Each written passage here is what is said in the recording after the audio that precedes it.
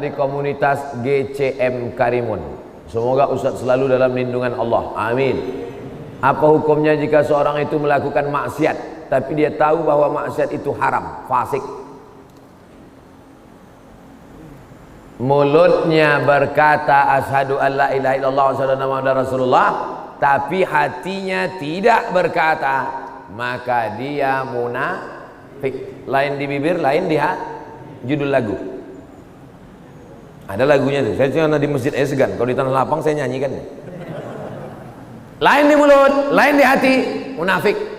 Orang yang berkata asyhadu an la ilaha illallah, asyhadu anna muhammadar rasulullah, tapi tidak mau beramal, maka dia fasik. Yudillu bihi katsira wa yahdi bihi katsira wa ma yudillu bihi illal fasiqin. Maka orang yang fasik itu disesatkan Allah Subhanahu wa taala. Sudah tahu itu haram, dibuatnya juga. Fasik. Jauh daripada hidayah Allah. Mudah-mudahan yang berbuat dosa selesai pengajian ini langsung mandi taubat. Balik dari sini mandi taubat. Mandi taubat itu macam mana Pak Ustaz? Macam mandi wajib. Mandi wajib itu macam mana Pak Ustaz? Hah?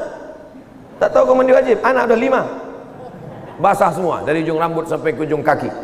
Kalau mandi wajib ini mana yang duluan basah Pak Ustaz? Terserahlah. Kalau kau salto kaki duluan. Salto apa pula kaki duluan? Kepala duluan.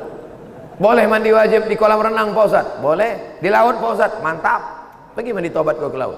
Bukan cuma dosa hilang. Kalau sampai ke tengah kau hilang sekalian. Habis mandi tobat, solat sunat taubat. Usolli sunnat taubat raka'ataini lillahi ta'ala. Habis itu banyak-banyak beristighfar. Wallahi demi Allah, inilah astaghfirullah rabbi wa atubu ilaih. Aku beristighfar dan bertobat kepada Allah mi'ata marrah, 100 kali sehari semalam. Nabi yang dijamin masuk surga, taubatnya, istighfarnya 100 kali sehari semalam. Kita istighfar 3 kali. Halo. La ilaha illallah Muhammad Rasulullah. Ustaz Abdul Somad, saya nama tak boleh sebut, menjaga kode etik jurnalistik. Mohon bantuan Ustaz untuk menyampaikan sedikit tentang zakat profesi. Jangankan sedikit, banyak pun jadi.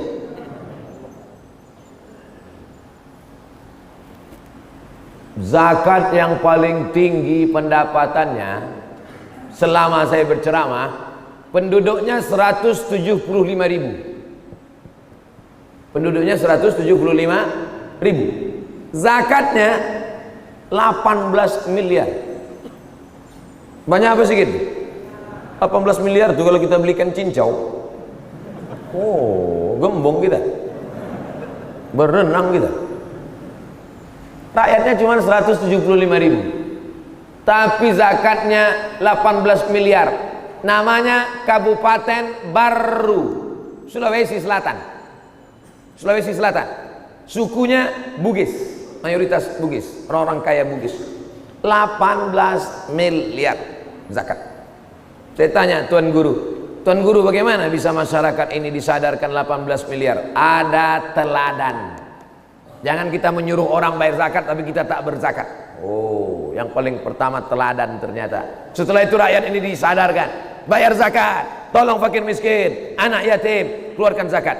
Gaji 2,5%. Profesor Dr. Muhammad Farid Wajdi dari Al-Azhar Mesir dari tahun 1971 sampai 1985. Pulang dari Al-Azhar, ketua Basnas. Nah ini. Yang paling banyak zakat ini dari PNS, dari guru, dari pegawai. Habis itu baru petani, nelayan, bisnismen membayar zakat. 85 gram emas. 85 gram emas kalau sekarang 42.500.000 dibagi 12. Kalau begitu 1 bulan 3,6.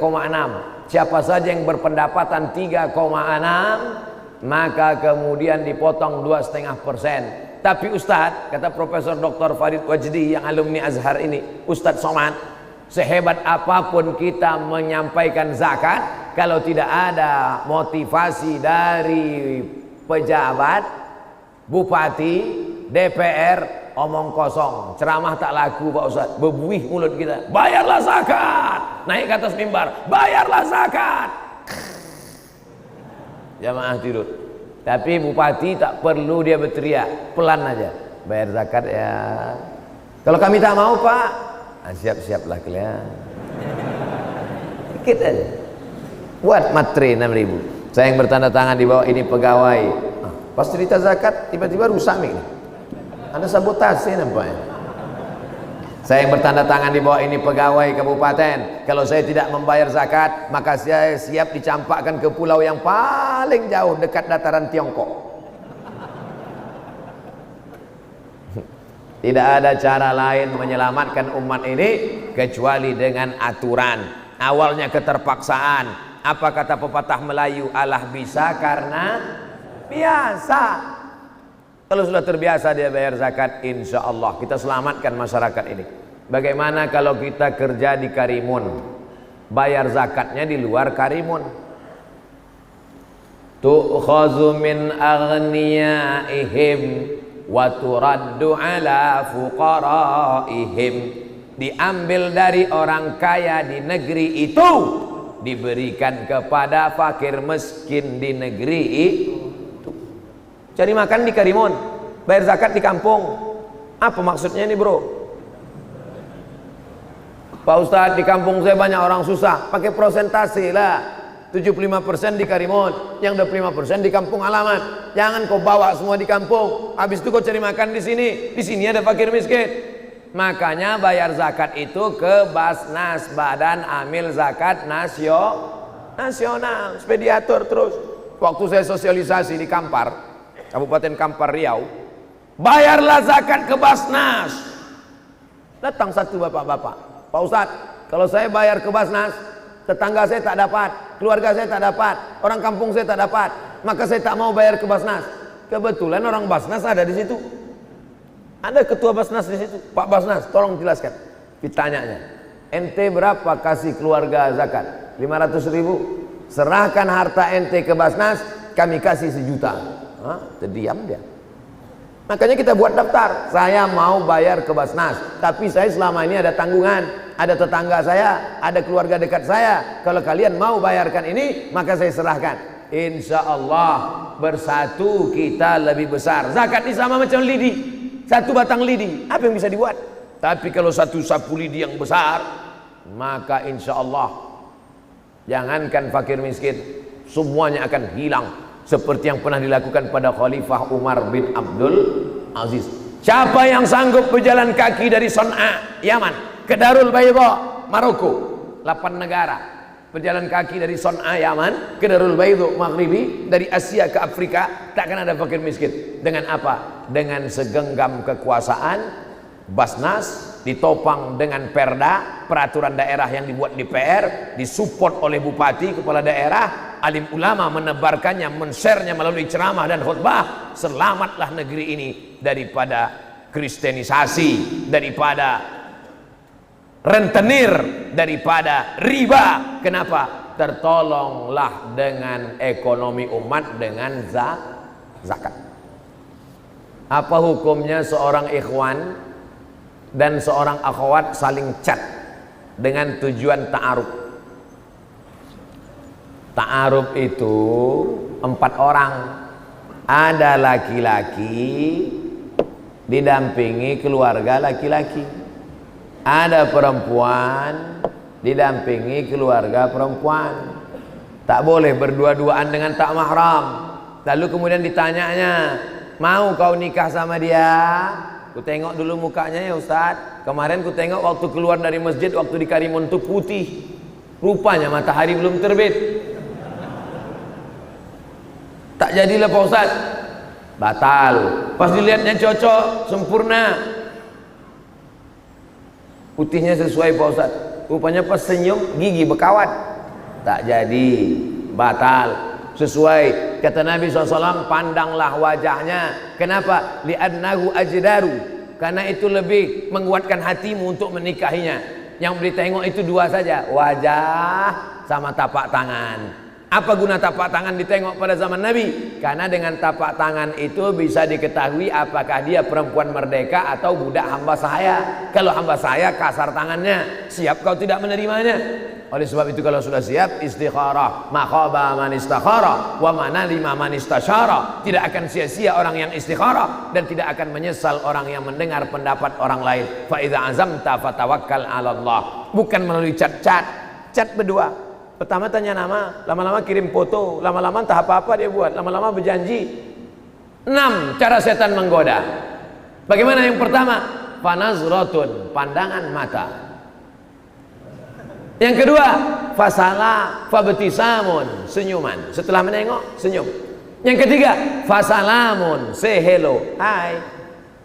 Yang keempat, fakalamun, apa kabar. Yang kelima, famau'idun, janjian. Yang keenam, faliqaun, pertemuan. Kalau sudah bertemu tak ada mahram terjadi apa yang terjadi. Mudah-mudahan terpelihara anak-anak kita ini dari pergaulan bebas. Siapa yang mengontrolnya? Orang tua. Anak-anak muda ini nakal, tapi kenakalan orang tua juga luar biasa. Kalau datang anak muda pakai mobil, silakan bawa. Saya bawa ya Pak, bawa. Kami pulang jam 12 Pak, azan subuh pun tak bawa. Semoga Ustadz diberikan umur panjang yang berkah, amin. Saya mohon izin menyampaikan tausiah Ustadz melalui tulisan terutama masalah zikir. Boleh ya Pak Ustadz? Mantap. Ceramah-ceramah ini kalau bisa anak-anak muda kalian tulis ulang balik. Habis itu kalian share. Buatkan grup WhatsApp, kumpulan ceramah Ustadz Somad dalam bentuk tulisan. Grup FB, kumpulan ceramah Al-Mukarram Fulan, Ustadz kami. Kirim semua. Karena banyak orang tak mau mendengar, mau membaca. Banyak orang tak kursus membaca, mau mendengar. Ada orang tak fokus baca, tak fokus dengar, dia mau nengok. Ada orang fokusnya nengok tapi tak mau dengar. Ada orang fokusnya dengar tak mau nengok, MP3. Ada orang tak fokus dengar mau nengok, MP4. Tak mau dengar, tak mau nengok, tulisan. Tulisan tak mau, nengok tak mau, dengar tak mau, campakkan ke laut.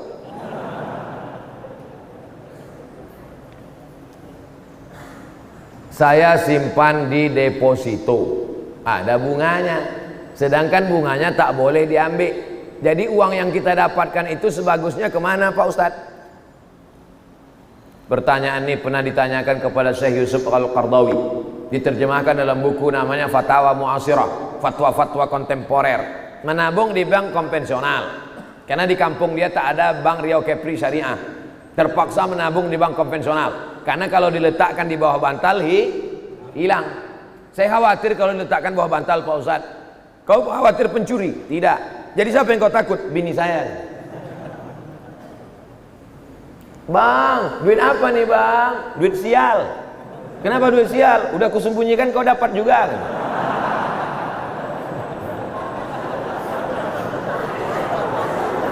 Jadi duit tadi terpaksalah diletakkannya di bank konvensional. Tentu ada bunganya. Apa hukum mengambil bunganya itu? Haram. Kalau begitu dicampakkan ke laut, tak boleh. Karena tak boleh membuang duit. Haram juga hukumnya. Jadi bagaimana caranya? Kata Syekh Yusuf Qardawi, dipakai untuk masalih ammah, kemaslahatan umum. Apa itu? Masjid, fakir miskin, anak yatim, panti jompo, pondok pesantren. Tapi ada juga pondok pesantren yang tak mau menerima duit ini karena kata dia subhat. Di antaranya pondok pesantren tahfiz Quran Buya Yahya. Itu dia kasih tahu, duit-duit yang dari bank jangan. Aku tak mau anak muridku ini gelap otaknya. Tak bisa menghafal Quran, gelap dia. Asal ditengoknya Quran tuh gelap aja. Gara-gara makan subhat, makan Arab. Ini kata Syekh Yusuf Qardawi. Saya Abdul Somad, fakir ilmu, tak ada ilmu. Saya hanya menyampaikan fatwa-fatwa ulama saja. Saya baca, saya sampaikan. Saya dengar, saya sampaikan. Yang baik datang dari Allah, yang buruk dari hamba Allah yang dhaif. Mudah-mudahan kaji kita subuh ini mendapat ridha Allah Subhanahu wa taala. Amin ya rabbal alamin. Ala hazihi niyah wa kulli niyatin salihah. Al-Fatihah.